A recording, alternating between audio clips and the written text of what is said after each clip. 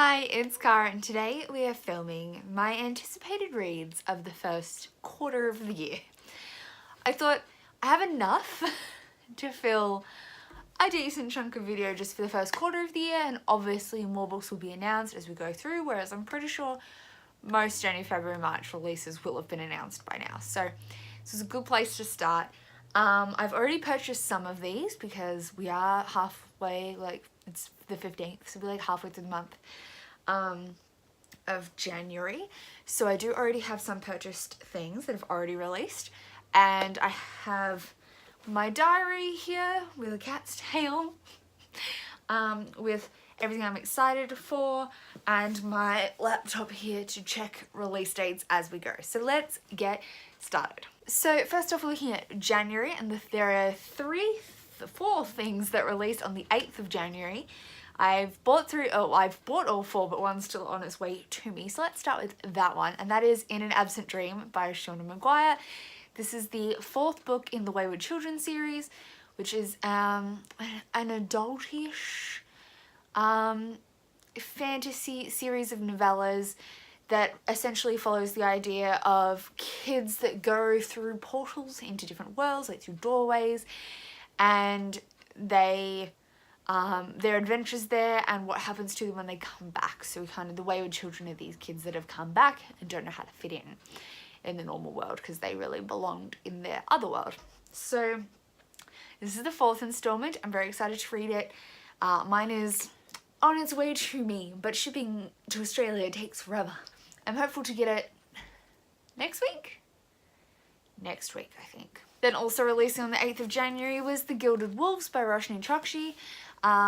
This actually has a later release date in the US. I believe it comes out tomorrow from when I'm filming this. And I was seeing stuff on Twitter about don't buy before release, early versions floating around. But the Australian release date was the 8th. So I picked it up then. Everywhere has the 8th on all its websites. It was in bookstores from the 8th. And all the release date information I could find in Australia was on the 8th. So if anyone wants to update me and let me know if there's any... Do the Wednesday Book International editions somehow, I don't know, end up in Australia early? I'm not sure. But this released on the 8th in Australia. This is a heist novel. I'm so excited. Set in Paris during 1889. It's got a cast of characters. It's got some Six of Crows vibes, and I just read Kingdom, so I'm in the mood. This is probably going to be one of the next full novels I read. I'm really excited. Another one releasing on the 8th, which I have already read, so I'm going to keep all this to a minimum. I just literally finished this before I started filming this video, and that's The Wicked King by Holly Black. This is the sequel to The Cruel Prince, and The Cruel Prince follows Jude, whose mum was married to a prince, to a high guy in fairy, and then ran away and had her and a twin sister, and then the fairy comes back to get his daughter, which was their older half-sister, and slaughters Jude's parents and takes her and raises her in fairy, and we're essentially following her life there. So yes, this is highly anticipated by a lot of people, and is by me also, but I've already read it, so but I'm including this here because this was a January release. And really I should have filmed this video weeks ago. Then also releasing on January the 8th, at least in Australia, was The Girl King by Mimi Yu. This follows sisters who were destined to become the first female emperor, and because there's just the two girls. And then instead their father declares their male cousin the heir, and things go from there as they try and fight for their throne. I've been hearing since this released a few mixed things. Some people either love it, some people are underwhelmed. I'm not sure which way I'm gonna fall, but I'm excited to read it. And yes, this also released on the 8th of January. Then coming out, at least in Australia, on the 29th of January, are two exciting things. First off, we have The Kingdom of Copper by S.A. Chakraborty. This is the sequel to, what's it called? This is the sequel to The City of Brass, which came out last year. It's a Egyptian jinn story. I really enjoyed book 1, especially the ending. I thought it was a bit slow at the start, but the ending really improved. So I'm really excited about this. I have a feeling it comes out a little earlier in the US, if not already out, because I thought originally that the release date was also the 8th of January. So maybe it's out in the US and the UK, but it's not out yet here. It comes out on the 29th here. And then also coming out on the 29th is King of Scars by Leigh Bardugo, which is the start of a new duology in the Grishaverse following Nikolai from the Shadow and Bone series.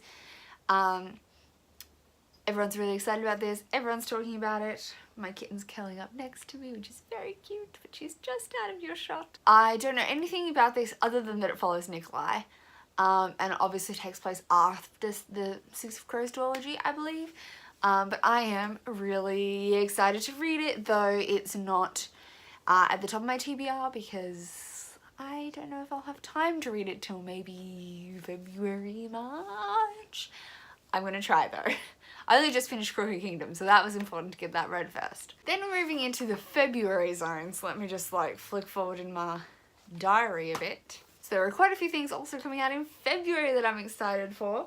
So first off, this is in no particular order, so I better go check release dates. First off, I should talk about The Vanishing Stair, which I believe technically comes out on like the 30th of February some places. I've seen 22nd of February some places. I've seen January 29th, 22nd of January, 1st of February. I've seen a whole swathe of different dates for this.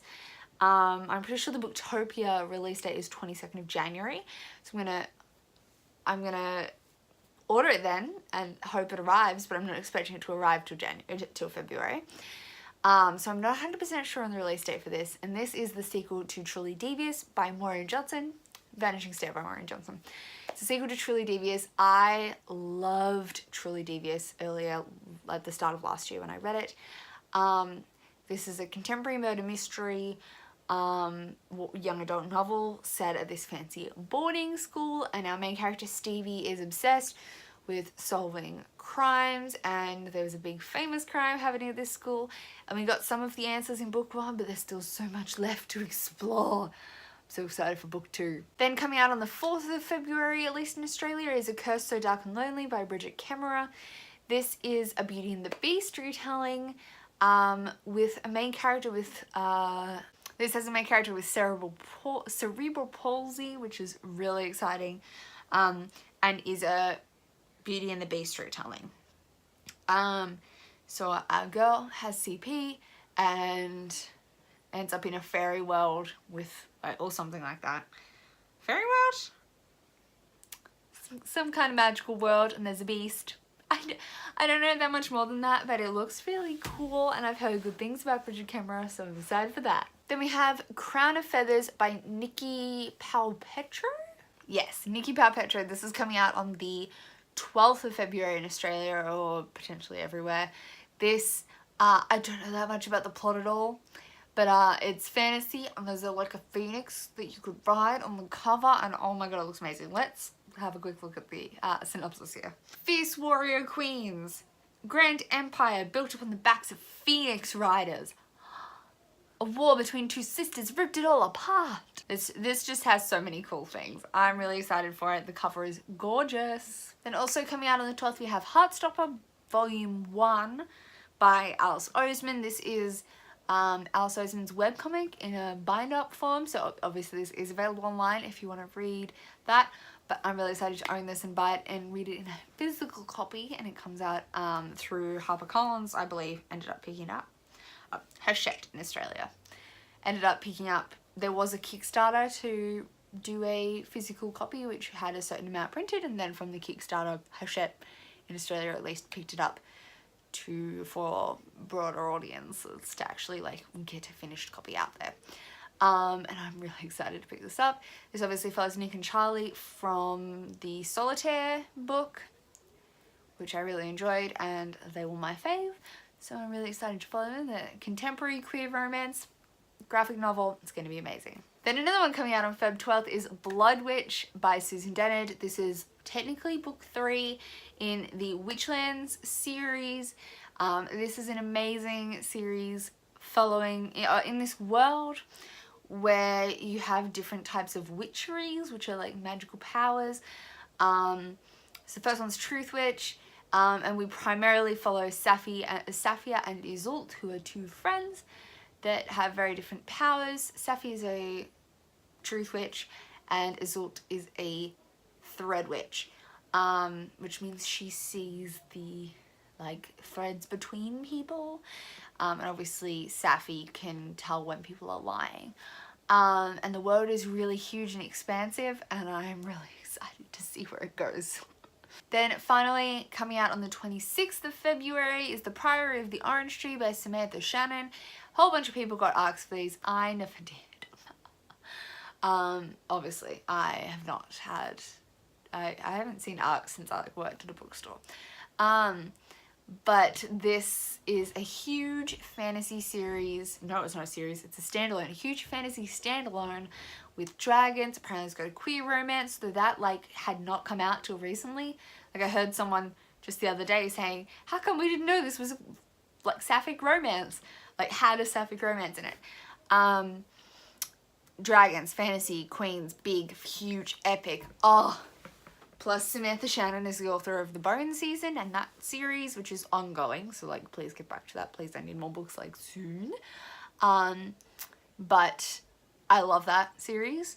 So I'm really excited to see what she does in a more like high fantasy world. Then there are of course a bunch of books coming out in March. So let's get into those. I have some turkey milk, but I'm back. So next up we have apparently coming out on Feb 26, according to my Dimmicks, is Shades of Magic Volume 1, The Steel Prince, by Victoria Schwab and Andrea Limpieri. This is the Shades of Magic graphic novel comic. I'm excited.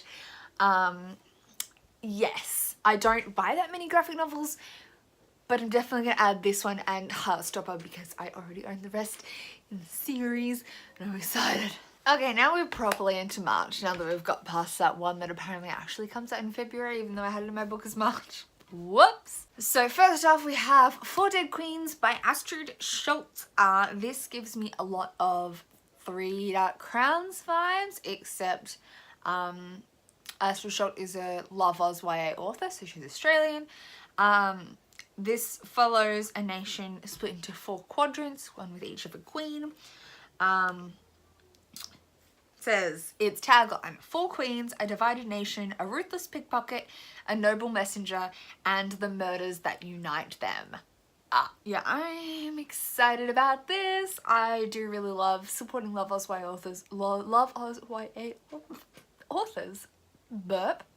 When I can, so I'm excited to pick this one up. Then also coming out on March 4th is Daisy Jones and the Six by Taylor Jenkins Reid. This will be her newest release, obviously, and gives me Seven Husbands vibes. Like her other books I'm not that interested in, but obviously Seven Husbands of Evelyn Hugo has the like biography of a starlet, and this kind of apparently reads like a biography of this band, the Six, and it has very Fleetwood Mac style vibes. It's the same era, like the 60s, 70s,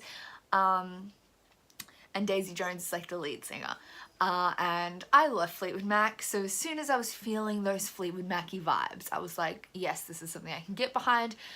And the way Taylor Jenkins Reid writes celebrity is just stunning, so I'm very excited to read this. Then we have Once and Future by Amy Rose Capetta and Corey McCarthy. This is coming out on March 5th. I believe this is a gender-bent King Arthur in space. Very queer. I don't know that much about it. I have just heard some really good things in early reviews, but all of that sounds amazing to me. I'm very excited about this. Then one that a lot of people haven't mentioned because it's very flying under the radar, and that is The True Queen by Zen Cho, which comes out March 12th. This is the sequel to The Sorcerer to the Crown, which I read a couple of years back. and really enjoyed. I think it's more companion than sequel, and has a sapphic romance, I believe. I am very excited about this. I really enjoyed The Sorcerer to the Crown. It had a cool magic system. I'm very vague now on the details, but I really enjoyed it. It definitely looked at race and colonialism, and in this like alternate history magic world. I'm pretty sure the main character was like ex-slave, or like son of a slave and a master kind of thing going on. Like a biracial black man in England. And there was magic, and it was so good. So definitely excited to read The True Queen in that same world. Then probably one of my most anticipated books of the year, and I haven't even read book 2 yet, though I'm planning on doing it January this month, is Holy Sister by Mark Lawrence, which is the final book, I believe, in the Covenant of the whatever series. It's the Red Sister, Grey Sister, this is Holy Sister. Oh my gosh, I'm so excited. I don't even know how to describe it. I've only read Red Sister so far, but I'm so excited to read Grey Sister, and I'm so excited to finish up with Holy Sister, because this Red Sister was just that good. It was so good. If you liked Nevernight, it has total Nevernight vibes in its plot threads, I guess. We follow Nona Grey, who gets picked up by this convent, who are assassin nuns. It's amazing. And the last one I'm going to talk about today, only because it's the last one coming out on my list during this first quarter, is The Secret Runners of New York by Matthew Riley. So this is a new thriller by Matthew Riley. Apparently it's quite different from his other ones, or so I've heard.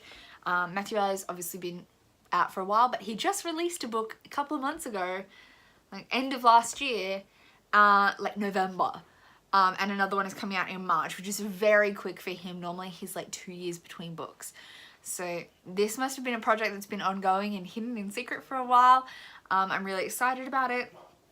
It's kind of giving me more of the younger vibes. Like Hovercar Racer, which was one of his.